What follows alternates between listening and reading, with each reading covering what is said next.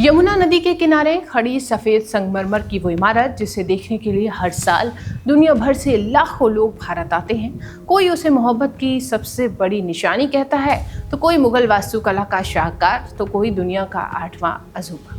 लेकिन जितनी प्रसिद्ध उसकी खूबसूरती है, उतना ही पुराना उसके अस्तित्व से जुड़ा एक विवाद भी है। और शायद यही वजह है कि 400 साल बाद भी आज ताजमहल सिर्फ एक स्मारक नहीं बल्कि एक सवाल बना हुआ है। नमस्कार, मैं हूं निकिता और आप देख रहे हैं खबर एक्सपर्ट। आज एक्सप्लेनर में हम आपको ताजमहल और तेजो महाले की विवाद की तह तक जाने की कोशिश करेंगे। जानेंगे कि ये बहस आखिर शुरू कहां से हुई, इसके पीछे क्या तर्क है, इतिहास क्या कुछ कहता है, अदालतों का रुख क्या रहा है और आखिर क्यों ये विवाद बार बार लौट कर आता है। लेकिन कहानी शुरू करने से पहले एक सवाल कि अगर ताजमहल वास्तव में तेजो महाले था तो फिर ये बात इतिहास की किताबों में क्यों नहीं मिलती, और अगर ताजमहल शाहजहां द्वारा बनवाया गया एक मकबरा है तो फिर लाखों लोग आज भी उसे शिव मंदिर क्यों मानते हैं। दरअसल इस विवाद को समझने के लिए हमें सिर्फ ताजमहल को नहीं बल्कि उस दौर को समझना जरूरी होगा जिसमें ये कहानी जन्म लेती है। 17वीं शताब्दी का भारत, मुगल साम्राज्य अपने चरम पर था। शाहजहां की सत्ता इतनी मजबूत थी कि उसके शासनकाल को मुगल वैभव का स्वर्णकाल कहा जाता था। दिल्ली, आगरा, लाहौर, काबुल और दक्कन तक फैले साम्राज्य में धन, शक्ति और स्थापत्य कला अपने शिखर पर थी। लेकिन इसी दौर में एक ऐसी घटना हुई जिसने इतिहास की सबसे चर्चित इमारतों में से एक को जन्म दिया। साल था 1631, स्थान बुरहानपुर, और यहीं पर मुमताज महल ने अपने 14वें बच्चे को जन्म देने के बाद अंतिम सांस ली। कहा जाता है कि शाहजहां इस घटना से बुरी तरह से टूट गए।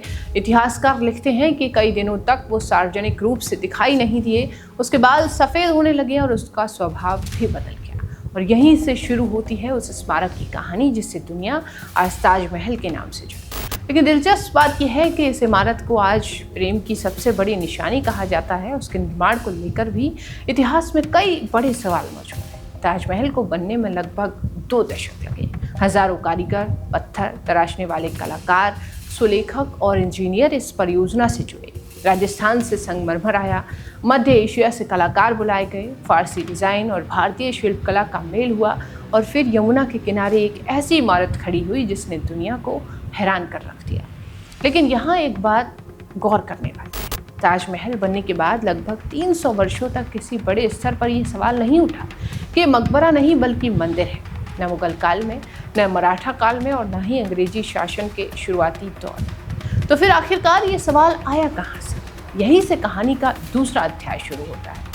इस दूसरे अध्याय का सबसे चर्चित नाम है पुरुषोत्तम नागेश ओक। एक ऐसा नाम जिसे लेकर आज भी इतिहास की दुनिया 2 हिस्सों में बढ़ती हुई नजर आती है। पीएन ओक इतिहासकार नहीं थे, लेकिन उन्होंने इतिहास की स्थापित धारणाओं को चुनौती देने का भी काम किया। 1960 और 70 के दशक में उन्होंने कई किताबें लिखी और दावा किया कि भारत के इतिहास को जानबूझकर तोड़ मरोड़ कर पेश किया गया है। इन्हीं किताबों में से एक थी ताजमहल, द ट्रू स्टोरी। इस किताब में ओक ने दावा किया कि ताजमहल वास्तव में तेजो महाले नाम का एक प्राचीन शिव मंदिर था जिसे बाद में मकबरे में बदल दिया गया। उन्होंने ताजमहल की वास्तुकला, उसके कुछ प्रतीकों और परिसर में कुछ बंद कमरों का हवाला देते हुए कहा कि संरचना मुगल काल से पहले की हो सकती है। यहीं से एक ऐसी बहस शुरू हुई जो धीरे धीरे किताबों से निकलकर टीवी स्टूडियो, राजनीतिक मंचों और अदालतों तक पहुंच गई। लेकिन इतिहास की दुनिया में किसी भी दावे की सबसे बड़ी परीक्षा प्रमाण होते हैं। सवाल ये था कि क्या पीएन ओक के दावों के समर्थन में ऐसे ठोस साक्ष्य मौजूद थे और स्थापत्य इतिहास को जो बदल सकें। अधिकांश इतिहासकारों का जवाब था नहीं। उनका कहना था कि ओक ने जिन बातों को प्रमाण बताया वो अनुमान अधिक थे और उनके समर्थन में समकालीन दस्तावेजों की कमियां थी। दूसरी तरफ ओक और उनके समर्थकों का तर्क था कि अगर कोई सवाल उठ रहा है तो उसकी जांच होनी चाहिए। यही वो बिंदु था जहां बहस इतिहास से निकलकर विचारधारा और विश्वास के क्षेत्र में प्रवेश करती। दरअसल इतिहास केवल घटनाओं का संग्रह नहीं होता। इतिहास सत्ता का भी दस्तावेज होता है। जो शासन करता है वो अपने समय की कहानियां भी लिखता है। यही कारण है कि दुनिया के लगभग हर देश में इतिहास को लेकर विवाद मिलते हैं। कभी किसी युद्ध को लेकर, कभी किसी राजा को लेकर, तो कभी किसी स्मारक को लेकर। भारत में ये बहस और भी संवेदनशील हो जाती है क्योंकि यहाँ इतिहास केवल अतीत नहीं है बल्कि वर्तमान की राजनीति और सामाजिक पहचान से जुड़ा जाता है। ताजमहल विवाद भी शायद इसी वजह से बार बार लौटता है यहाँ बहस केवल इस बात की नहीं है कि इमारत किसने बनवाई, यहाँ बहस इस बात की भी है कि भारत अपने अतीत को किस नज़र से देखता है। इसी बीच ताजमहल को लेकर एक और मुद्दा बार बार चर्चा में आया, बंद कमरे। ताजमहल परिसर में कुछ ऐसे हिस्से हैं जिन्हें आम पर्यटकों के लिए नहीं खोला जाता। वर्षों से इन्हीं बंद कमरों को लेकर तरह तरह की कहानियां और दावे सामने आते रहे हैं। कुछ लोग कहते हैं कि इन कमरों में से कुछ ऐसे प्रमाण छिपे हैं जो मंदिर सिद्धांत को मजबूत कर सकते हैं। दूसरी तरफ एएसआई का कहना है कि इन कमरों को सुरक्षा और संरचनात्मक कारणों से बंद रखा गया है। दुनिया भर के कई ऐतिहासिक स्मारकों में ऐसे हिस्से होते हैं जहां आम लोगों की पहुंच नहीं होती, लेकिन जब किसी स्मारक के साथ पहले से विवाद जुड़ा हो तो हर बंद दरवाज़ा अपने आप एक नई कहानी को जन्म देता है। ताजमहल के साथ भी कुछ ऐसा ही है। समय बीतता गया लेकिन बहस खत्म नहीं। कभी किसी संगठन ने अदालत को दरवाज़ा खटखटाया, कभी किसी शोधकर्ता ने एक नया दावा पेश किया, तो कभी राजनीतिक बयानबाजियों ने इस विषय को फिर से चर्चा में ला दिया।